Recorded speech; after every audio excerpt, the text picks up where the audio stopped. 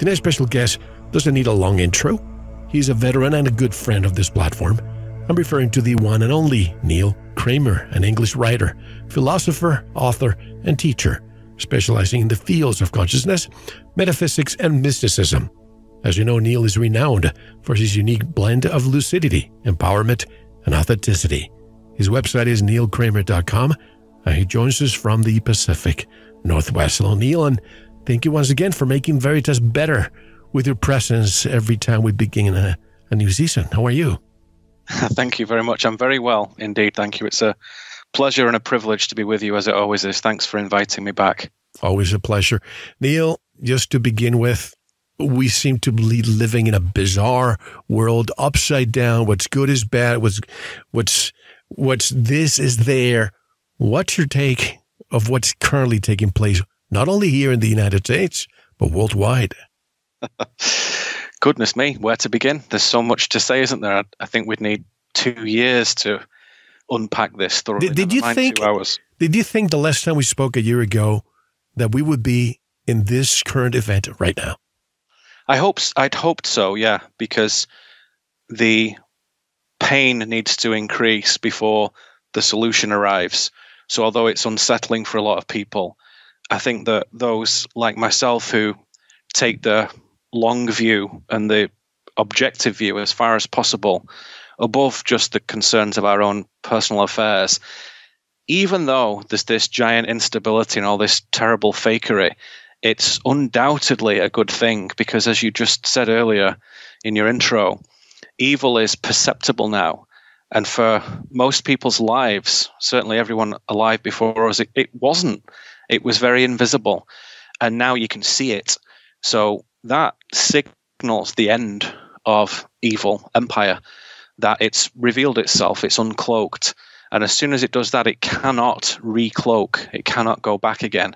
So although it's unsettling, and I genuinely feel for people whose livelihoods have been swept away or whose sense of peace has been rattled, if we can just get above ourselves for a moment, it's for the best.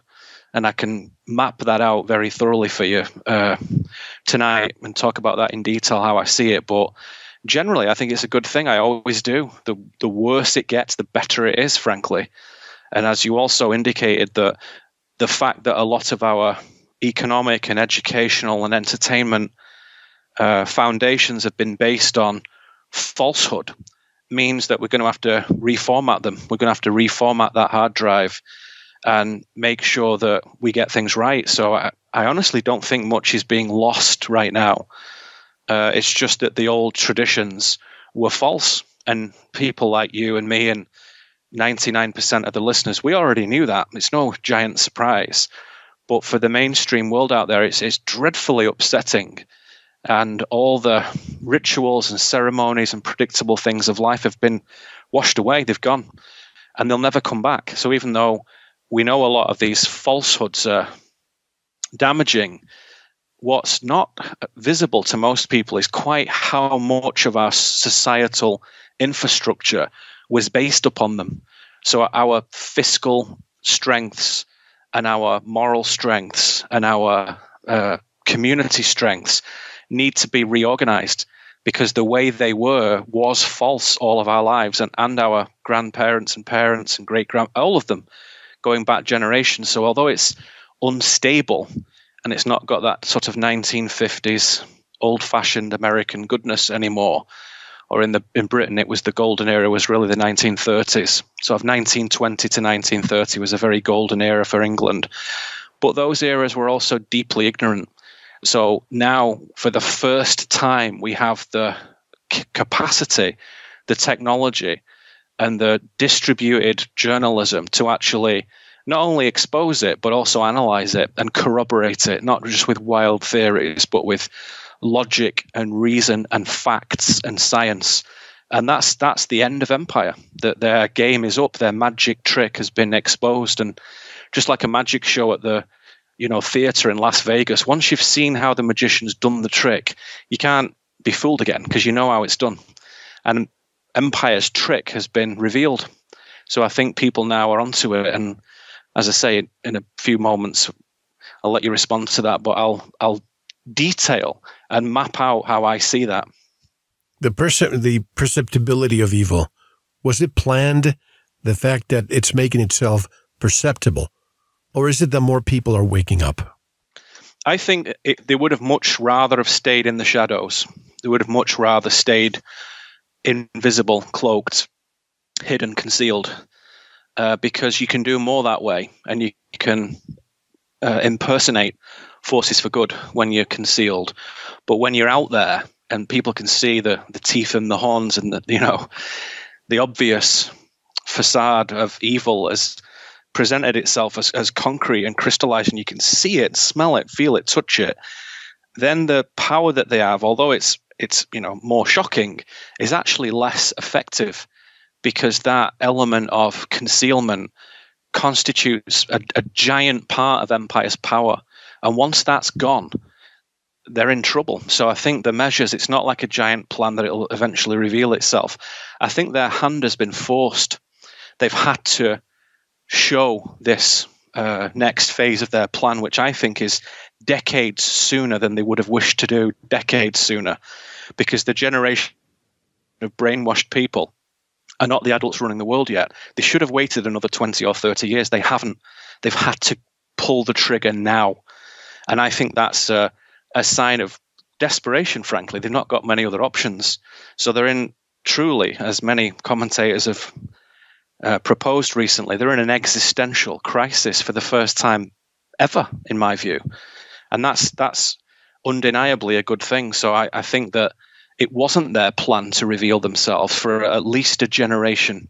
They've done it early because forces for good, some of them covert, some of them military, some of them independent journalists like you, some of them independent commentators and thinkers like me, have all got together, hundreds of us, thousands of us, millions of us maybe, and made life extremely difficult for them. As I say, sometimes physically, sometimes emotionally, sometimes intellectually, sometimes spiritually, and revealed the problem. And I have to say that the arrival of the internet has made that connecting with each other possible. And it's a nice irony that this military apparatus is being used to take down a great army of evil. So there's a sort of poetic logic to it for me there. Some people are contacting me, letting me know that we are on the edge or the precipice and entering another age. In fact, this coming winter solstice, December 21st, we'll have planets or wandering lights, some people call them, and that happens every 27,000 years. Could we be entering the age of Aquarius? I don't know. I don't really know what that means. But I think we are definitely entering a new phase. And I think perhaps I can take this opportunity, if that's all right with you, to tell you what I think, to tell you how I map out current world affairs. Is this a good moment for me to launch absolutely. Into that? Please proceed. Okay. What I'd like to do, just thinking about this earlier today, knowing I was going to speak to you, and I want to give the best shot at this. So now we've warmed up for 10 minutes, let's get into this.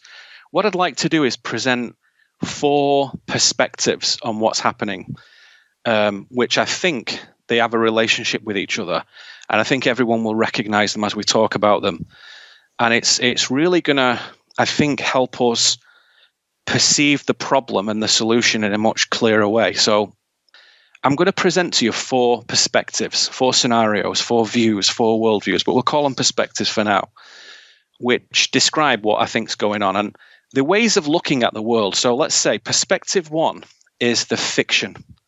This is the world of illusion, a world where governments and world leaders and entertainment and educational institutions and big pharma and big tech are all working very hard to make a better world for us.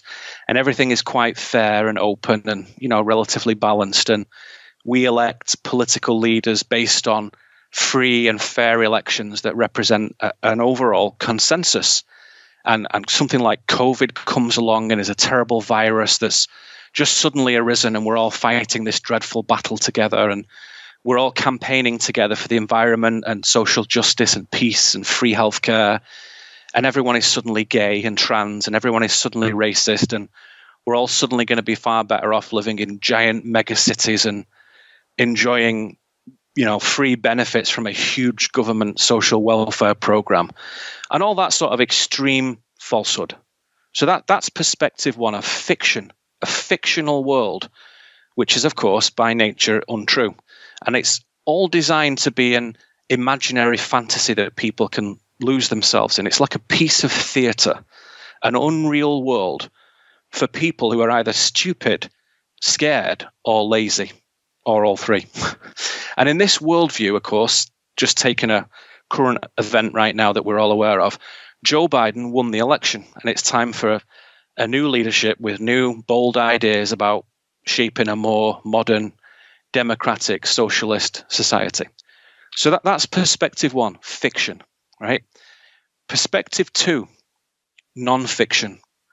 So perspective two brings us through to a greater reality, a truer world, a world of non-fiction, a world where most world governments are deeply corrupt and have been for centuries or even millennia, where parts of the intelligence services that, of course, are supposed to protect us have actually become also crooked and now wage these secret international wars and crusades against freedom and goodness, and where these clandestine think tanks and secret societies formulate policies and strategies for the world, for the globe, and then serve them up to puppet world leaders who then enact them on their nations. And this non-fiction worldview recognizes, of course, that we've been purposefully given bad education, bad science, bad medicine, bad entertainment, bad religion, bad media, bad news. So it's rather at first a bleak view at first, but there is also a flip side, that there's a discovery also of real knowledge, real information about reality that was previously hidden, real education, real science, real medicine, real history, real theology, real exciting, cool, renewing information. So that's the non-fiction view, perspective two. And in that world, Joe Biden lost the election. There was a massive election fraud, and it's time for that to be proven. And this federal republic we live in, operating under the supreme law of the Constitution, will put a decent man back in the Oval Office, Trump, for another 4 years, who will help return society to independence and strengthen justice and goodness. Or maybe it'll be General Flynn who does that. For the first time in generations, we've never had that. So that's perspective two, non-fiction.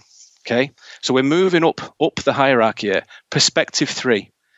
Well, we could call this, hyper-reality, where having educated yourself thoroughly over the years on the previous perspective we've just talked about, a non-fictional worldview, and having multiple more years of study of the more esoteric and concealed elements of reality, you come to realize that the real world is far more epically interesting and fascinating than most people can actually handle, that even want to know about, and that the real historical timelines of Earth are dramatically different to what is recognized in the mainstream, and that even the structure and the age and the shape of the Earth is wildly different from what we thought, what we've been told, and that space itself out there above the skies is not what we thought it was.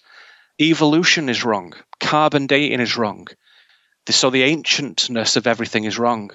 And that actually the world is shockingly new and fresh and brief. And we come to see in this way of thinking that indeed many apparently established facts in terms of the natural history and science of our world are totally wrong, mostly on purpose. Events are wrong. World War I and II didn't go down the way we've been told.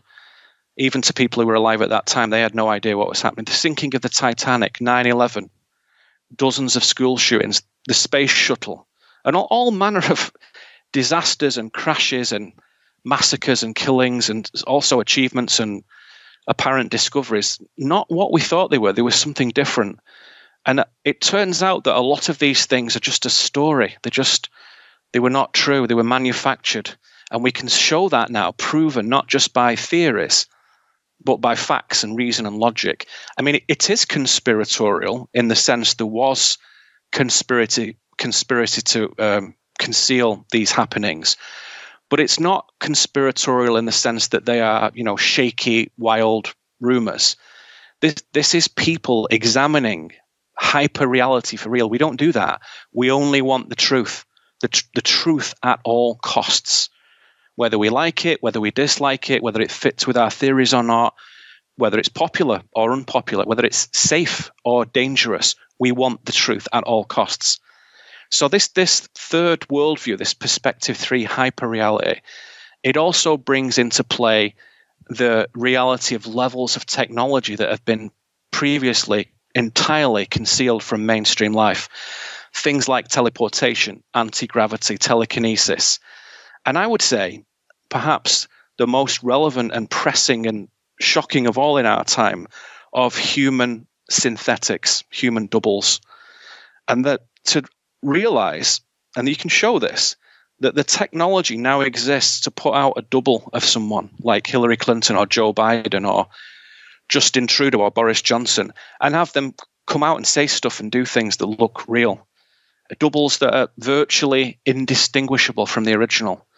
Certainly, to the untrained eye, you'd never know. You'd never know you weren't looking at the original. You're looking at a double.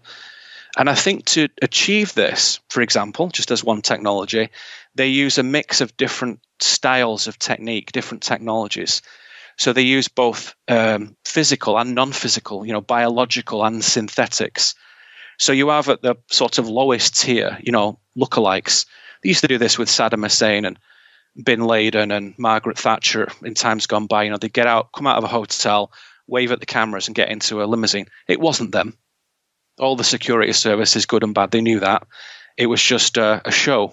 It was just a lookalike. They do it all the time.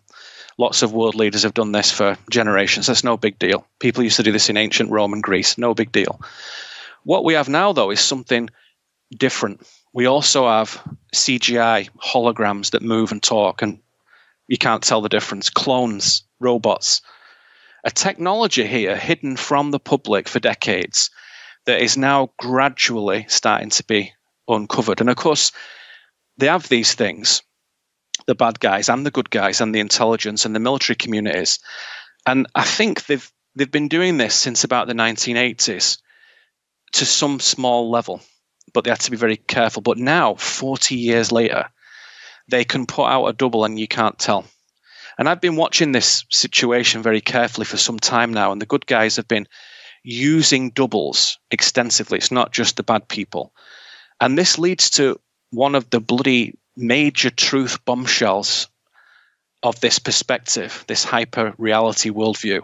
And that's the idea that I propose to your audience tonight, that we're not watching some historic and dramatic battle now between freedom and slavery, and we're not on a precipice of destruction. I think we're watching a simulation. I think we're watching a training exercise, and that many of the bad guys, in this perspective, this view, we're just theorizing here, but in this view, many of the bad people have already been dealt with via execution or flipping or imprisonment or release from their blackmail, all some time ago. And so many of the major leaders and players and billionaires and media people and entertainers and so on are not what you think they are.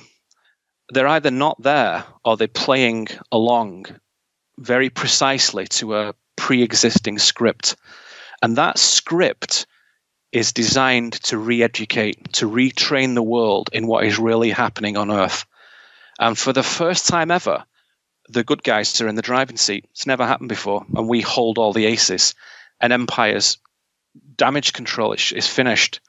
The battle is essentially done. And what we're now undergoing is years of gentle, slow, societal re-education. Why? To avoid massive social collapse and mental instability. And slowly, gradually, we inch away from the prior centuries of invisible imperial oppression. And we get with that, as we said earlier, all these new technologies and events and histories and remedies and freedoms which will slowly replace the old horrors. So this perspective 3, frankly, that hyper-reality is beyond a lot of people. They can't believe such a thing is possible. It sounds like science fiction. I'm aware of that. It sounds crazy. It won't do to most of your listeners, but in the mainstream, you can't go there. Perspective 3 is taboo. It's mental talk. It's nut job talk.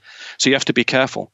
So we'll finish on this thought, if I hand it back over to you, with perspective 4. Perspective 4, goodness me, what on earth could this be? You might ask yourself after everything we've already said about perspective 3. Well, following on from those prior things we talked about, perspective 1, the fiction. Perspective 2, the non-fiction. Perspective 3, hyperreality. What we come to now with perspective 4 is supernatural reality. And I would, again, posit to the listener that this is the only reality, the only reliable cause of reality. This is the true worldview, as I strongly feel myself and I've done for many years. And it is that God is teaching us something. He's teaching us a lesson in discernment. And that is why everyone is alive. Everyone who lives is undergoing this teaching. And that's why we have this vast sort of dramaturgical production of good and evil. Dramaturgy, by the way, it's a bit of a fancy word.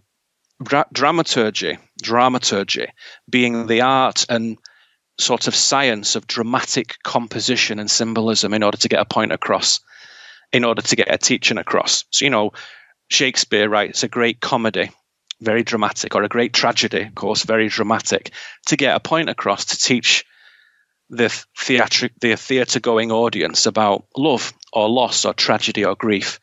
So it's staged purposefully, very dramatic, to teach something, to get a point across.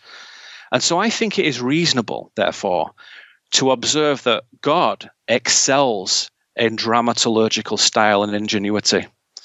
And you can't escape the world teachings wherever you live on earth, whatever you do, whoever you're with, whatever your station in life. You can't escape the world teachings. They're right in front of you. So the supernatural worldview tells us that God is teaching us about discernment, about life itself, and commanding that we are able to distinguish between, as we said a year ago, good and evil, right and wrong, true and false. And the only way to do that is through his being, through him, through seeking his deity, his spirit, his word, and investigating his divine presence in this very deeply providential world. And you'd simply do that through devoting your whole life to his word, to these pursuits. All the prior worldviews come into focus then. And we see that all those perspectives we talked about are kind of initiatory levels of spiritual education, all of them. So, you start off with the silly fiction for babies, and then the non-fiction for adolescents, and then the hyper-reality for adults, and then the supernatural reality for elders, wise elders. Not in age necessarily, but in knowledge, in understanding, in wisdom. And these stages are chosen by every individual. No one alive has any greater or lesser privilege than anyone else in this respect, in their potential for knowing these worldviews. Studying with reason, everyone can do that. With zeal, with passion, with care, with diligence, everyone can do that. So the supernatural worldview, to me, is the only view that delivers answers, ultimate answers. And it is, of course, supernatural in the sense that it deals with causes that are not in physical reality. So when we use the word supernatural, that's what we mean. Supernatural just inferring what today you'd describe as metaphysical, above and outside the world of physical objects. And in this world, a creator, an intelligence, a purpose, a destiny is seen throughout.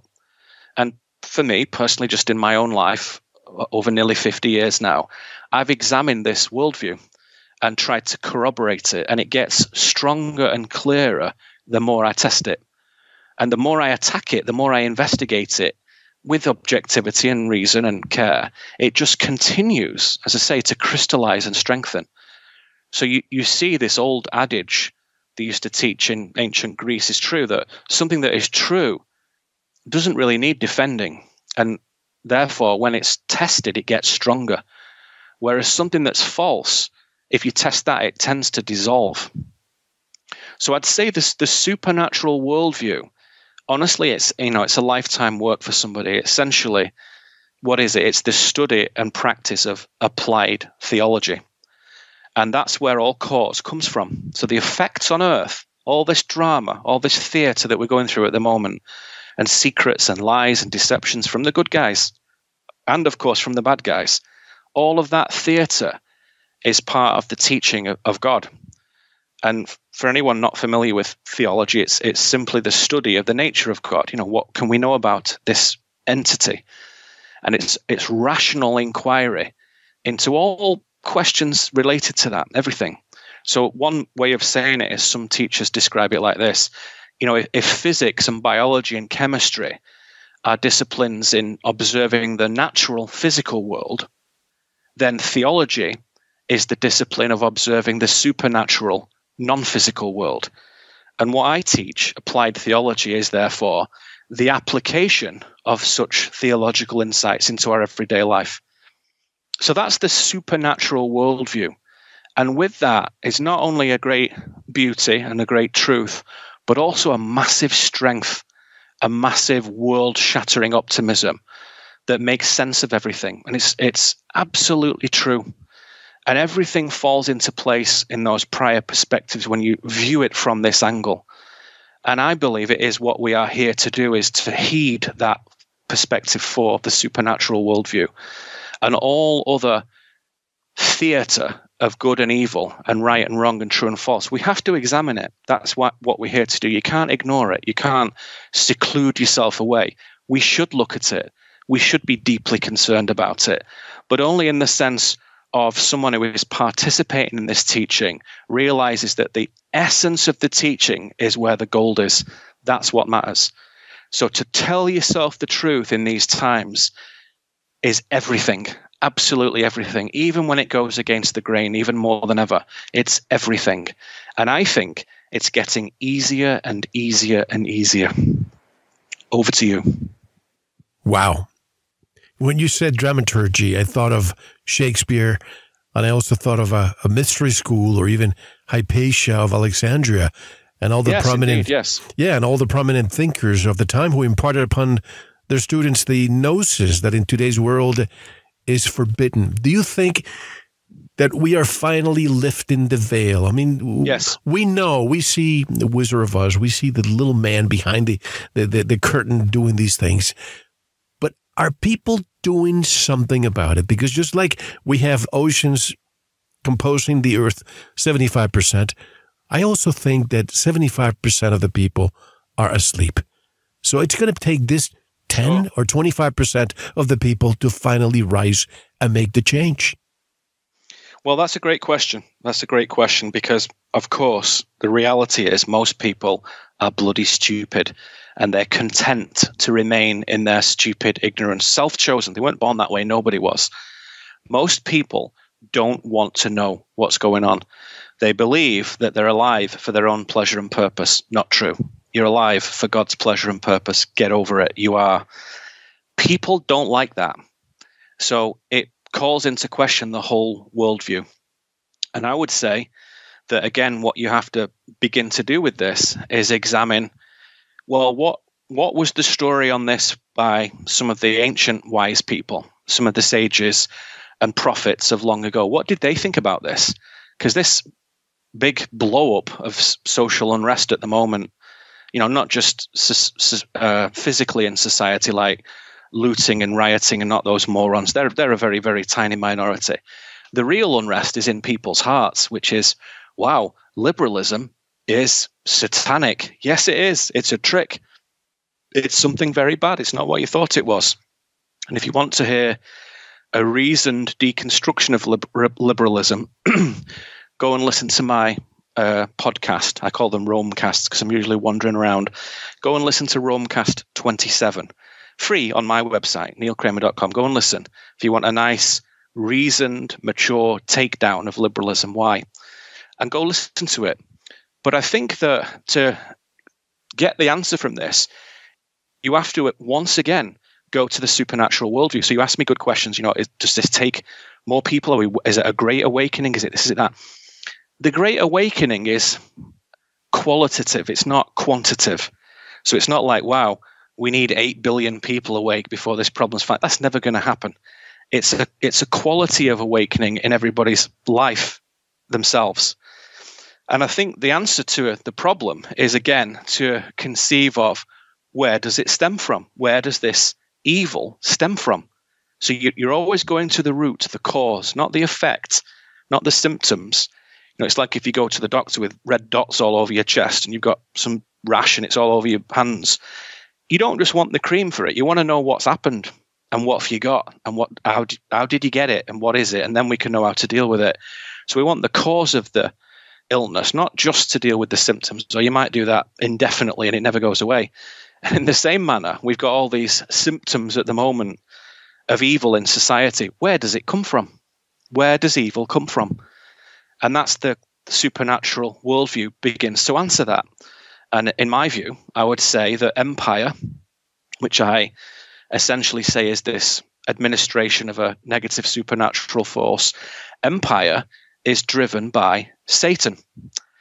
And Satan is a genuine, real, supernatural entity in whom evil is incarnate. And this being, like Sauron in Tolkien, he's not got arms and legs. He's not like a devil with horns and a trident. He doesn't wander around in quite that way. He's a spirit being. You can't see him. He's non-physical. And this entity was a potentially of this messenger class in hierarchies of life in theology, which the Greek word for messenger is angelos, which means messenger, emissary. And the English translation of that is angel. So whether he was one or not, the Bible remains silent on that. It never tells us. There's indications one way or another, but it doesn't actually stipulate it clearly.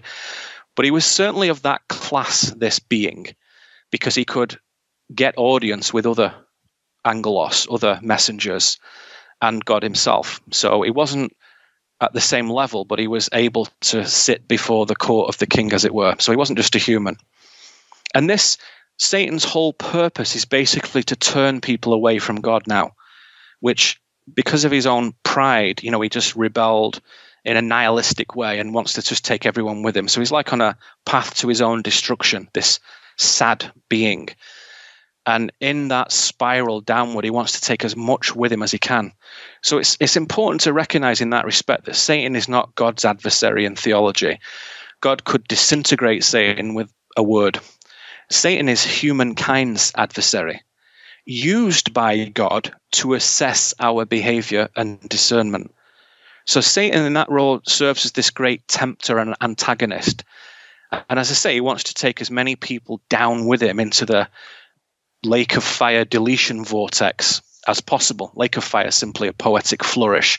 What we're talking about is a fire, a heavenly fire that makes and unmakes. God uses this fire many times to undo creation. And usually when angels appear or when Christ comes back, he's accompanied by this heavenly fire that's like matrix unrendering fire. It unmakes things. Totally, totally unstoppable. Total, complete soul death for anything subject to that heavenly fire. And that second death, so-called, as it's known in Scripture, is this final death. And I feel that the sort of spiritual personage of Satan willingly commenced his career of evil of his own accord, of his own hand. And God accepted it and permitted it as part of this giant free will exercise of creation that we're all undergoing. So evil may be chosen by any free will being, a man, a woman, a child, an angel, a demon, Nephilim, but it's not necessitated by God. So we say, therefore, of course, that Satan has two main objectives, as we say. Number one, to turn people away from God. Number two, to lengthen his dominion on earth by slowing down mankind's development. So Satan, he can't escape this place. He cannot leave. When it goes down, he goes down. When the earth classroom is done and the structure is destroyed to make way for a new world, all beings who have lived evil incarnate in themselves, and those humans who also did that, willingly bringing it into their own choices, willingly subservient to it, they're all toast. They're gone. they're annihilated, destroyed forever.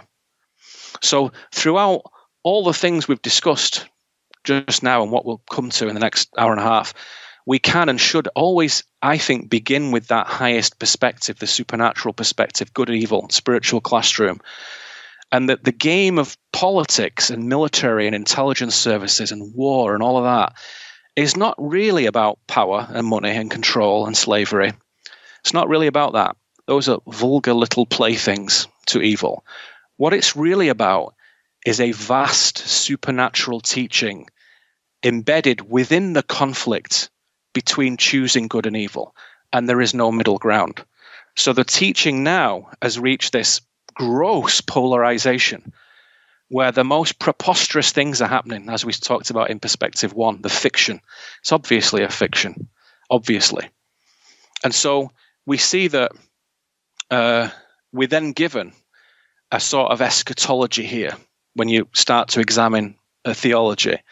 And eschatology just is, again, for anyone who doesn't know, not everybody knows, is from this Greek word eschatos, which means sort of the last thing, the furthest out thing, something on the horizon, something remote in time and space or degree. And so what I'd like to do, Mel, if it's all right with you, is draw together three very important prophetic and eschatological texts from Scripture of great prophecy, which are going to speak of, I believe, what we're potentially in the middle of. And that would be something that then shows that this has been foretold and seen, and empire's somewhat powerless at this point, which I think is going to take a lot of sting and fear out of people's current weight of concern about world affairs. So if you'll allow me, I'll lay that out for you as well. Before you go there, just one comment. Does this evil force we call Satan exist because our reality, fiction, nonfiction, hyper-reality, or supernatural reality, have one thing in common: polarity or duality? In order to have good, we must have evil, night, day, hot and cold. Is it a matter of learning how to live with that polarity? And then you can proceed with what you're planning to. Sure, yeah. Polarity is polarity, duality, opposites, contrasts. They're the foundational teaching in the earth right now, the second earth. We'll talk about the first and the third another time perhaps, but this earth we're in now, the foundational teaching is polarization, dualism. You can't escape it. You can't lead a non-dualistic life and just deny things, or you'll just get trampled by evil. You'll get crushed by it. You have to choose, and you have to examine those teachings of what is good, what is evil, how are they forces that exist outside of human culture? How are they there at the beginning and there at the end? What are they? How do they arise? What's true and false? What's wrong and right? And those teaching mechanisms are purposefully brought to us to demonstrate, basically, again, given free will, everyone has the choice, you see, which God, you could say, well, doesn't God already know? He could do, but he's giving us the choice to choose, because he only wants to go to the next iteration of the creation, which is a new earth, vastly, heavenly superior to this very, very difficult assault course that we're in now. He only wants to take the people who've demonstrated that they care, who demonstrate that he can trust them, who demonstrate they choose goodness, righteousness, and truth, who have a passion and a love of truth, even when it's against the grain, even when it goes against the tide, that they've shown it, proven it over a lifetime. That's what we're going through at the moment. It's a proving ground. It's a test. And polarity, duality is at the heart of it. Now, in the next world, I believe duality and polarity are done away with, because as we learn, again, from theological, mystical, esoteric sources, many of them, especially Christian, agree that the anchors for negative polarity are destroyed when this world is destroyed. The false prophets, Satan himself, death itself, and all the humans who couldn't be bothered to look at truth are also destroyed. So that's what I love about Christianity. It's super, no messing about. Not everyone makes it, and yet everyone is invited to make it. All you've got to do is care about the truth and pursue it, seek it in your life, devotedly throughout your life. Some people in a small way, because that's where you are. You're in the middle of a desert looking after 20 children. You can't be going off on some giant adventure. So your truth seeking takes place within the sphere of that life. If you're probably most people listening to this, you've got some time, you've got a little bit of money, you've got some freedom over your own schedule, and that giant luxury can be devoted increasingly to examining truth, and truth leads to God. So yes, I would say the polarity, the dualism is essential, and Satan is the incarnate anchor for that in this world. I didn't mean to deviate from what you wanted to say before. No, it's good. It's a great point. Happy to address it. Tell us what you were going to say before I interjected. Yeah, no problem. Yeah, my pleasure. So, as I say, I wanted to draw together 3 eschatological prophetic visions from Scripture, which is very significant because these Scriptures have been basically the only historical holy book we have is the Bible. All the other ones are mythologies, essentially, stories, accounts, mythologies, made up most of it, whether it's Hindu or Buddhist or Scandinavian, the mythologies, Greek, Roman, they're mythologies. Scripture, that is this anthology of 66 interesting books, is historical documents about real people, real places, real visions, real miracle, real life. And if someone doesn't know that, you need to get your brain into gear and investigate it and go and have a look.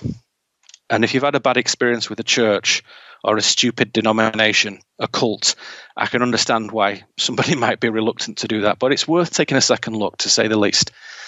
And in this Scripture, which again is a lifetime's work, and I've spent 3 decades examining that book, the Bible, and all its different approaches and translations, and learning some very rudimentary Hebrew and Greek in order to unpack it and see its deep, deep esoteric coding, as well as its very fine surface reading. There is a deeper studied reading. And in that, I'll just present one view to you, which is this. 3 books, 2 Thessalonians, which is a letter, Daniel, which is a book of prophecy, major prophecy, and Revelation, which is a book also of prophecy. So we're going to just jump from one of those to the other. In fact, we'll start with 2 Thessalonians. What is that? Well, it's a letter written by the Apostle Paul to the Thessalonians. Who are they? A group of spiritual people living in Thessalonica in Greece, and a group that Paul especially cared about and was deeply interested in their welfare.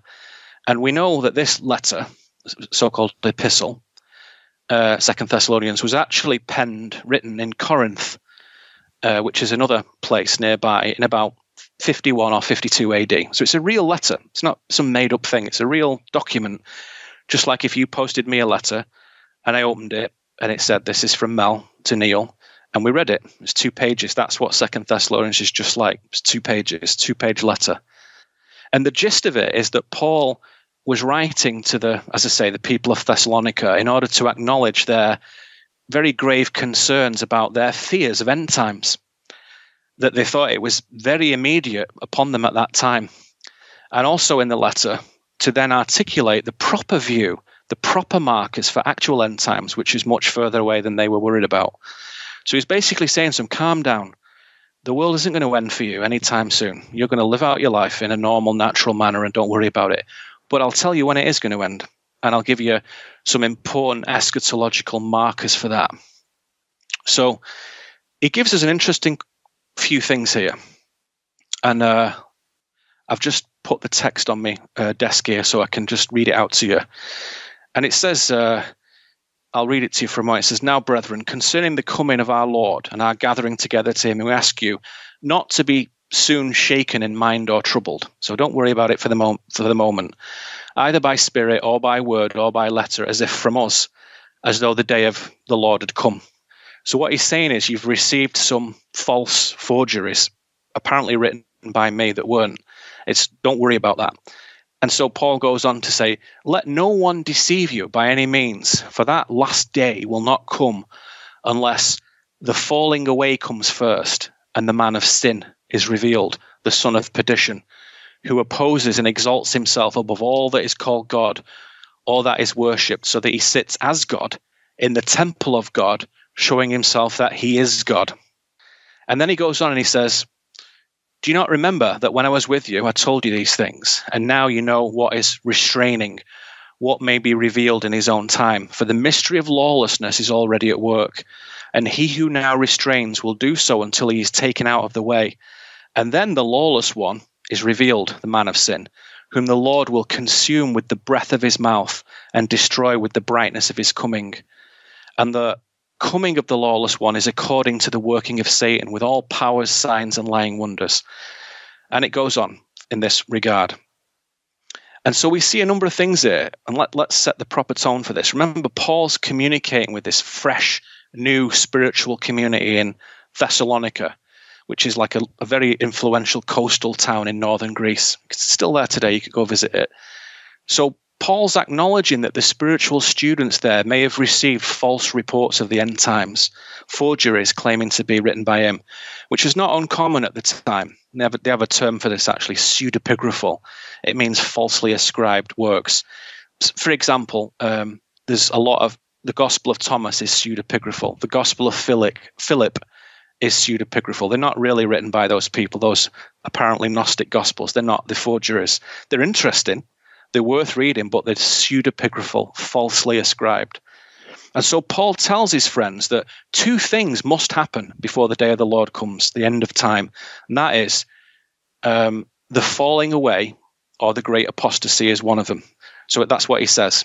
So remember what we just read that a moment ago. He says, let no one deceive you by any means, that the day will not come unless the falling away comes first. What is that? What is the falling away? The word used is apostasia, which means defection, revolt, turning away, defiance, sedition, always in a negative context, of course. So this at once is a turning away from godly life. So it means people who are not part of that. And turning away from all that is good, moral, true, right. Turning away, not just of spiritual practice and life, but also even in the common man, turning away from his innate moral conscience. A failure in the general populace to do what is good and honest and decent in life, and to begin to love what is false. And why do people love what is false? Because they take pleasure in immorality and unrighteousness, which we see rife today. Do we not see a society that has fallen into so-called apostasy? I think so. I think that's happened. I think that's happening. People are losing their common sensibility to distinguish between right and wrong, true and false. The second thing he says is there's another thing that must come, which is the man of sin. Who is the man of sin? Well, some people, many readers, think it's the Antichrist, and I would say it is not. The term Antichrist is a massive erroneous point in most popular theology, and it's a term used actually only a couple of times in very, very brief letters called 1 John and 2 John, just a few pages. An Antichrist simply means a person opposed to teachings, principles, and the spirit of godly instruction. And it's a term used in plural. It just means anyone whose heart is set against godly life is an Antichrist. No individual ever, anywhere in Scripture is identified as the Antichrist, because there's not an individual Antichrist. There isn't. It's a term for many people. That's what we learn from Scripture, 1 John, 2 John. And Paul said something is hindering or restraining, if you remember, the arising of this man of sin. And again, some people thought that might be the church. It restrains the arrival of this man of sin, whoever he is, which we'll come to. And some people think it's an Archangel Michael. But I would say no. I'd say that the most likely candidate that was restraining the man of sin from being revealed, this great, terrible figure, is the Roman Empire itself. The Roman Empire restrained the revealing of the man of sin, which sounds strange. But all the early church writers and fathers, as they were called, teachers, including people like Justin Martyr and Hippolytus of Rome, St. Jerome, He's the guy who did the Latin translation of the Bible, the so-called Vulgate, and other very notable scholars too. They also thought that the Roman Empire restrained this revealing of the man, this arising rather of the man of sin. People like Tertullian as well, also, whose name rather marvelously is actually Quintus Septimius Florence Tertullianus. How's that for a name? And then hundreds of years later, during the Reformation period of the mid sort of 16th century, even people like Martin Luther and William Tyndale, they too felt the same. So the empire had restrained the man of sin. So, the $64,000 question, who is the man of sin? It's not the Antichrist. No. It's not Satan. No.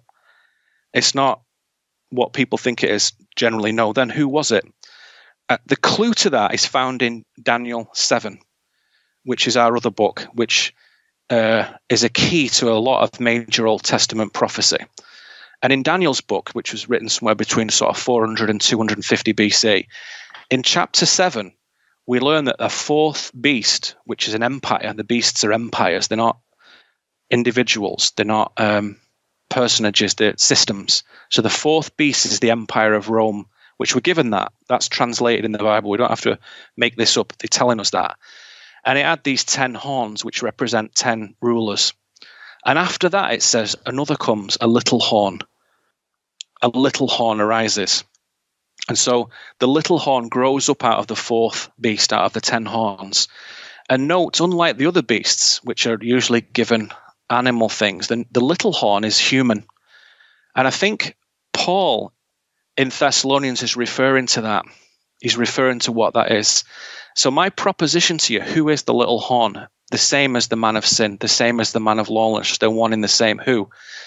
I would say that among many serious, honest and open-minded scholars and theologians, ancient and modern, the man of sin is thought to be the institution of the papacy. That is the chair of Peter, the bishops of Rome, or if you want to put it modern terms, the popes. Pope John Paul II, Pope Benedict, and the new guy, Pope Francis. So the revealing of the man of sin is the revelation that that institution is wrong, is evil, which is not up to bash Catholics. I know loads of cool Catholics and great Catholic authors and writers like Thomas à Kempis, John O'Donoghue, Thomas Merton, wonderful people. It's not about Catholic worshippers. It's about the false office of the papacy.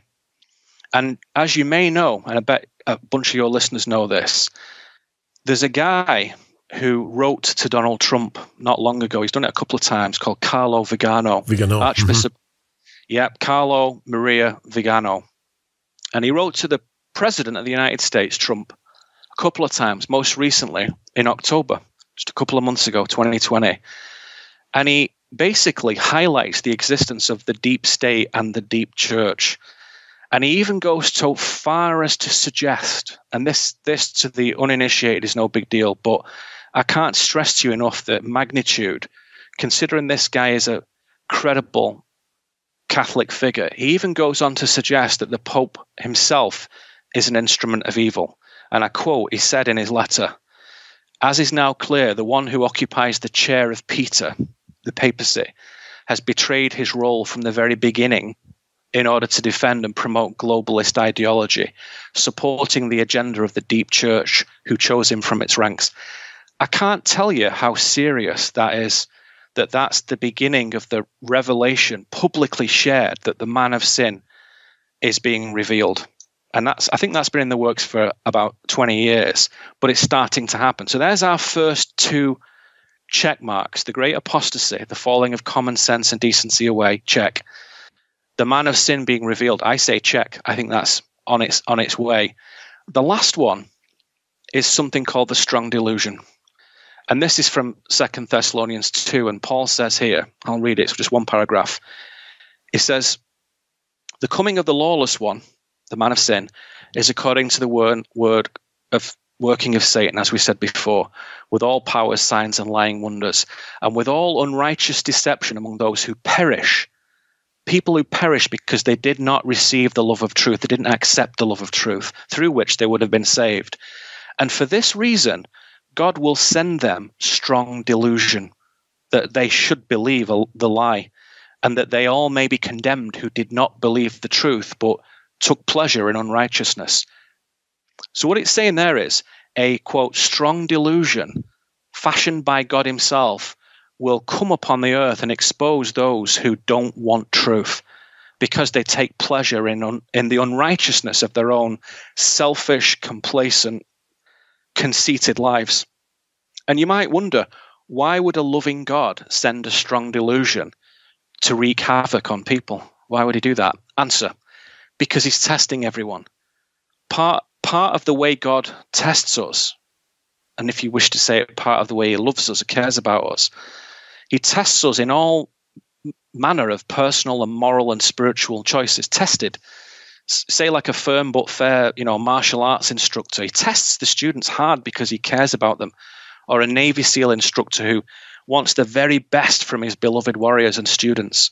Or like a virtuoso musician who wants to draw out excellence from his students.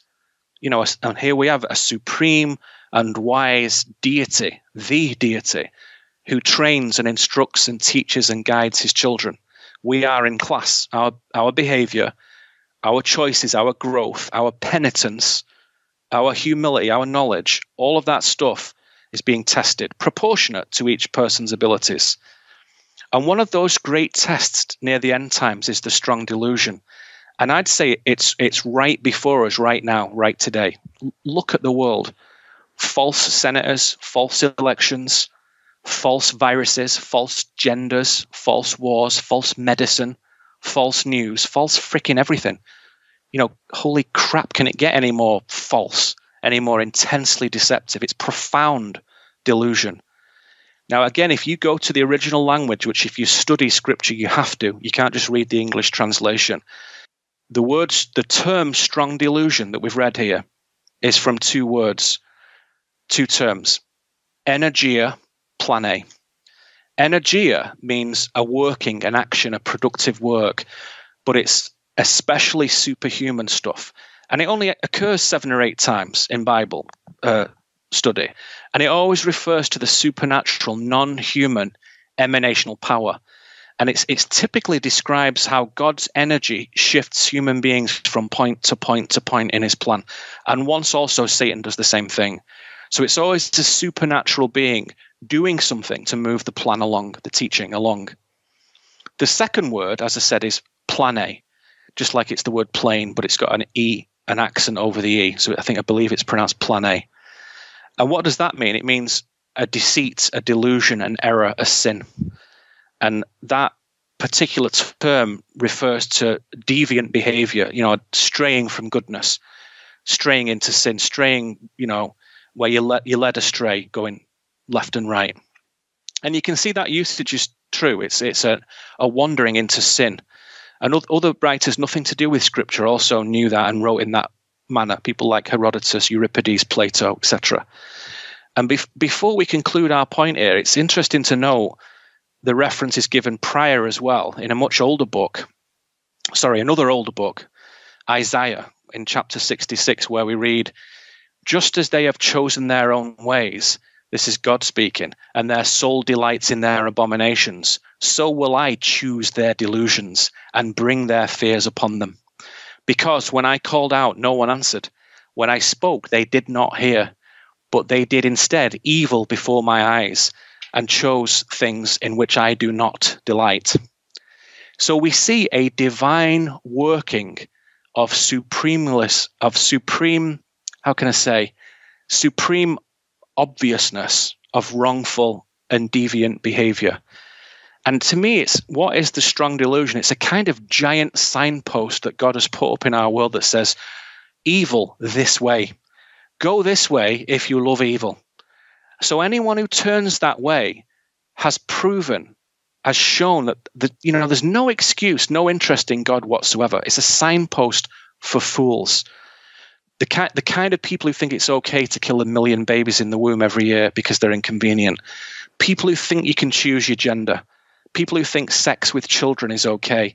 People who think open borders and illegal immigration and forced ethnic diversity are okay. People who think history, heritage, lineage, pride, patriotism are wrong. people who think Christianity is wrong, people who think strong, loving fathers are not needed in a family, people who think masculine men and feminine women are bad, people who don't love truth, civility, propriety, personal responsibility. These kinds of people, they boast in their advocacy, do they not, of unrighteousness. They have fallen willfully into the strong delusion, into evil. They've chosen it. So to them, a strong delusion is sent which marks out their grotesque, self-chosen hatred of God, godly life, decency, divinity, which in all likelihood will see them obliterated from existence altogether. So I'll conclude with this remark, because I know we're up on the hour here. We end up, therefore, at the point where Paul tells us that the great falling away, the revealing of the man in sin, and the working of the strong delusion are clear scriptural official markers, signs of end times. Now, naturally, as mature, reasonable adults, we must exercise a very healthy degree of reason here and responsibility in thinking about these things and not jump to sort of lurid and melodramatic conclusions. However, we are entitled to postulate, to theorize, to envision what we see before us. And for me, based on what I've just told you, which of course I'm just skimming the surface, but based on those simple facts, I observe the very definite and mounting situation that these three eschatological markers are real and they're identified and they're happening now in real time across the world, right in front of our eyes. And I think that that level of supernatural correlation is worth our very serious contemplation, because it makes you prioritize. We don't waste time on perspective one, mainstream fictional illusion garbage, this bloody made-up world of Prince Charles and Bill Gates and Barack Obama and all their disgracefulness. We concentrate on non-fiction, hyper-reality, supernatural. We concentrate on what is real. So I think by looking at the eschatology, it's not the fear of the end, because if you know your eschatology, the end is an exciting time, because it means the classroom of earth has graduated. It's finished. We've figured it out. We've learned everything. This whole thing is then destroyed, rendered, completely obsolete, finished, done, to make way for a new one. So as it says in 2 Peter, another eschatological pointer in Scripture, that this world is completely done away with. And it says the earth and the works that are in it will be burned up, everything. And everything's dissolved, as he says. And the heavens themselves pass away with a great noise. They're replaced too. Everything is upgraded, replaced.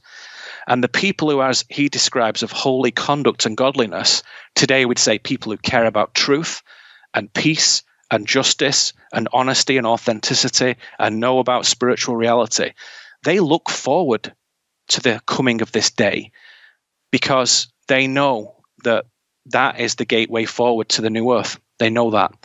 So the end is never fearful for true spiritual, mature people. Never. It's exciting. It's weird. It's strange. It's mysterious, sure, but not afraid, because death to the real spiritual human is not an enemy. It's a transitional point. So the eschatology here, far from being about fear of the end, it's about a gladness of the collapse of empire. Because when this goes down, they go with it, and we go to the earth that was always designed for us in the first place. The end. Beautiful words. Good ending for segment one. And I wanted to just say something about apostasy for a moment, and we'll take the break. The abandonment, the disaffiliation, the renunciation of so many people. And one can only look at this Pope and wonder if he has been switched, as you well said before. Could be a clone, right. Could be a hologram. I remember that supposedly he got COVID, quote unquote COVID, and some people saw it in the Sixtine Chapel or coming out of his apartment. And when he's retreating or leaving, it disappeared, almost like if it was a hologram. Right. But right. I'm just thinking of very, very possible. Very possible. You probably saw that, right? Very possible. Yeah, I've seen all the videos. I've got extensive records of anomalies with in-person and video link people disappearing during the event, and then they put it down to a camera blip or a technology problem or something, but it's not. It's the technology is not perfect. It's just like everything else here. It's not perfect. It doesn't always work. And so they have to do a quick move on to the next thing. But I've seen lots of individuals disappear. So that doesn't at all interfere with this, because as we said in perspective 3, there's a retraining simulation happening here. We're being shown something. If you just tell everyone they live in a giant satanic shithole and the whole thing is drenched in evil and everything you've ever believed was absolute garbage, you wouldn't be able to actually have any functioning society. There'd be a giant nihilistic collapse, a giant problem. So the retraining exercise is to slowly step down and show people the nature of good and evil and right and wrong and true and false. Show them slowly.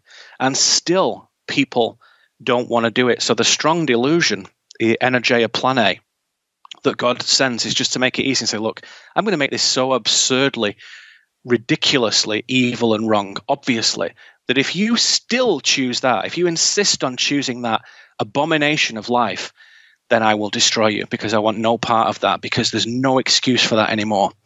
And I think that apostasy, that falling away, as they call it also, is here. Of course it is. You can see it. It's rife throughout the world. It's not just America. It's not just Britain. It's not just Australia. It's everywhere. And I think that is a major marker. Now, again, you have to be reasonable about this. You have to question it, because there's hundreds of views on this stuff. I've just presented mine tonight. But I think that it demonstrates that it's worthy of our study, if nothing else. Neil, any plans this coming few months, next year? Usually have a lot of conferences, I know, because of COVID. Perhaps this has turned more into a Zoom or online. But what's coming up for Neil Kramer? Well, as usual, most of my time is devoted to teaching with individuals. So that's what I spend the majority of my time doing. I have got some interesting ideas and plans, but I think like a lot of people, I'm a little bit waiting to see what happens over the next 3 months. In fact, I had 2 people today offer venues for me to teaching in summer and fall. And I said the same thing to them. Thank you. I'll get back to you in a little bit. So I definitely enjoy meeting with people in a larger groups and doing stuff like that. So honestly, I'm going to see how that plays out. Zoom's great, and Skype and, other meeting tools and whatnot. They're great. You can do a lot with that.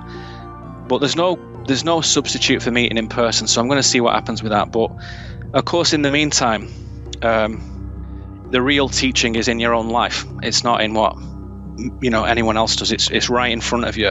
So I think the isolation, even though some of that is artificial, actually serves to prove that we can do it ourselves, that we can actually continue to seek truth alone. You don't need to plug into a feed or a screen or a page or a group. You can do it alone.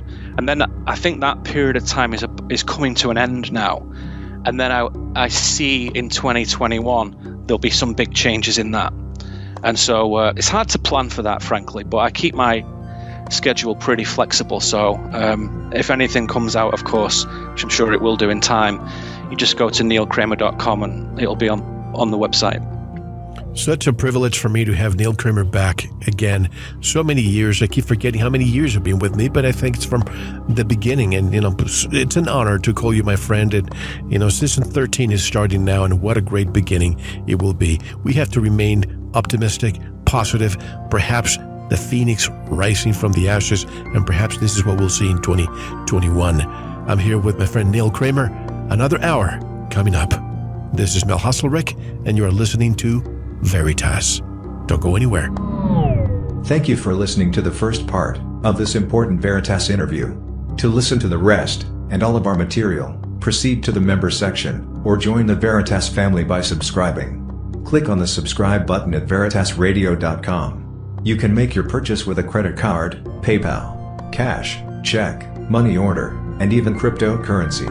We are now accepting Bitcoin, Litecoin, and Ethereum.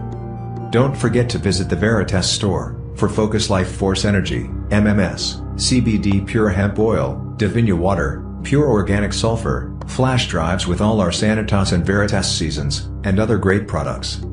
And if you're listening on YouTube, like, subscribe, and share it. And click the bell to be notified when new interviews are available.